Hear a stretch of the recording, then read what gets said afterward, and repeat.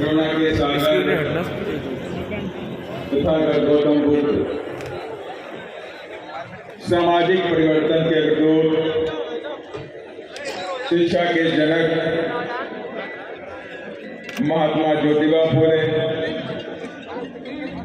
आरक्षण के जनक कोल्हापुर विरासत के कुर्मी राजा छत्रपति साहू जी महाराज, भारतीय संविधान के रचयिता, बौद्ध सत्व, भारत रत्न परम पूज्य बाबा साहब डॉक्टर भीमराव अंबेडकर, दलितों, पिछड़ों, गरीबों और मुस्लिमों को राजनीति की मुख्य धारा में लाने वाले balm safe DS4 Bahujan Samaj party के संस्थापक, बहुजन नायक मान्यवर श्री कांशीराम साहब के चरणों में नमन करते हुए और साथ ही मैं बहन कुमारी मायावती जी को अपना आदर्श नेता मानते हुए, जिन्होंने मुझ जैसे एक छोटे से गरीब कार्यकर्ता को इस देश की सबसे बड़ी पंचायत राज्यसभा में MP बना करके भेजा, इसके लिए मैं हमारे बहन जी को कोटि कोटि आभार भी व्यक्त करता हूं। और आज मान्यवर श्री कांशीराम साहब के जन्म दिवस पर उपस्थित मंच पर प्रदेश के प्रभारी बघेल जी और तमाम नेतागण, जिसमें हमारी एकमात्र की विधायक रामबाई सिंह पटेल, पूर्व विधायक जौरा से सोनेलाल कुशवाहा जी, मणिराम भाकर जी, और जिन्होंने आज भारतीय जनता पार्टी को छोड़कर के इधर बहुजन समाज पार्टी में पूरी आस्था और विश्वास रखी है, राठौर जी जो निवाड़ी से चल करके आए, निवाड़ी के पूर्व अध्यक्ष नगर पंचायत के तमाम मेरे साथी जो मंच पर बैठे हुए हैं, जो बहुजन समाज का एक एक कार्यकर्ता जो आज इस तपती हुई धूप में बैठा रहा, ऐसे कार्यकर्ताओं को मैं क्रांतिकारी जय भीम करता हूं। और जब मैं आया तो मुझे लगा आज सूरज भी अपनी गर्मी दिखा रहा है। जैसे सरकारें बहुजन समाज के ऊपर गर्मी दिखाती हैं, ऐसे आज सूरज भी गर्मी दिखा रहा है, लेकिन सूरज को भी आज हारना पड़ा और आपके लिए छाया करनी पड़ी साथी।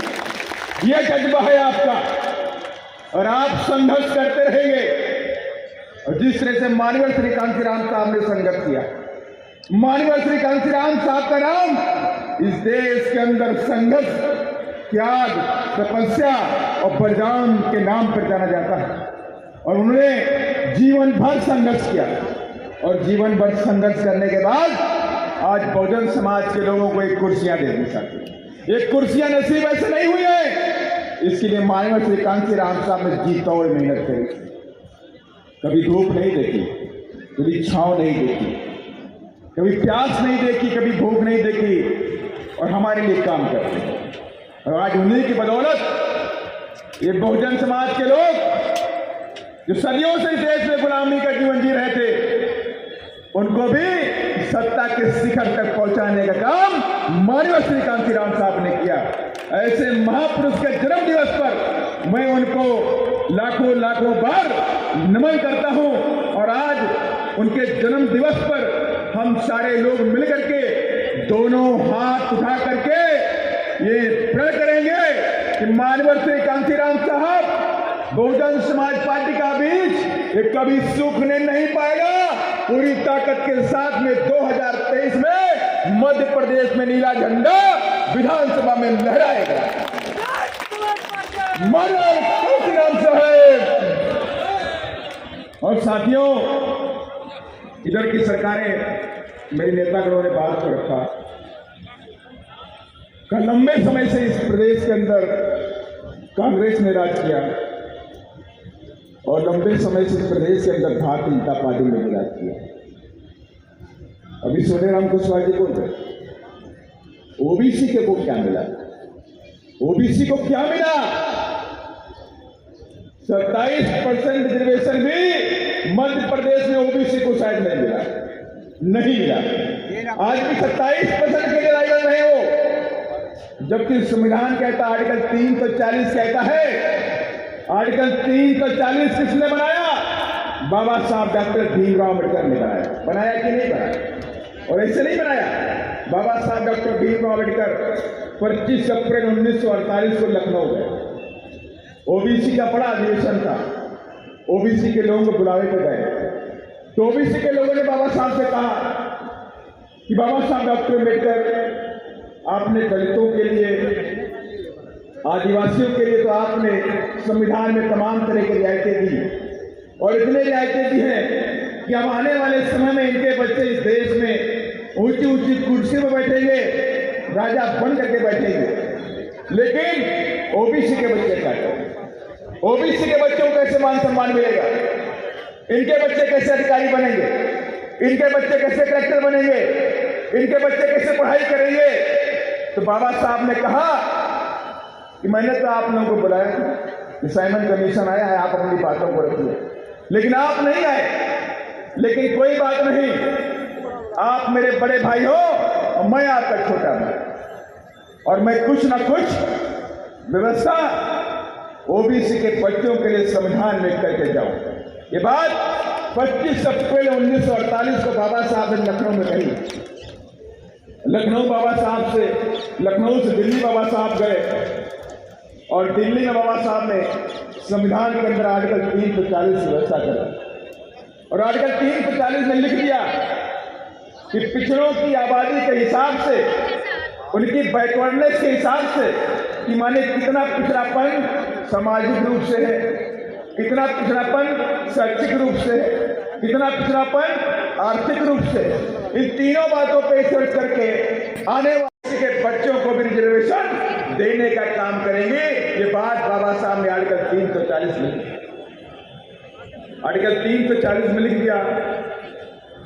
26 जनवरी 1950 को देश का संविधान लागू हो गया, लेकिन पिछड़ों के बच्चों को कोई अधिकार नहीं मिला। आर्टिकल 340 संविधान के अंदर लिखा रह गया। आने वाली सरकारों ने पिछड़ों के बच्चों को रिजर्वेशन नहीं दिया। तब बाबा साहब डॉक्टर अम्बेडकर ने 1953 में तत्कालीन राष्ट्रपति जी राजेंद्र प्रसाद जी को चिट्ठी लिखी। जब 26 जनवरी 1950 को संविधान लागू हो गया, और संविधान में लिखी तमाम बातें लागू की जा रही हैं, लेकिन आर्टिकल 340 के बारे में सरकार जो है गंभीर नहीं है। तो मैं आपके माध्यम से जानना चाहता हूं, जो संविधान में लिखी सारी बातें संसद में पास हो गई, कॉन्स्टिट्यूशन हॉल में पास हो गई है, तो संविधान में लिखी आर्टिकल 340 भी यहाँ पास होनी चाहिए और उसको इम्प्लीमेंट होना चाहिए।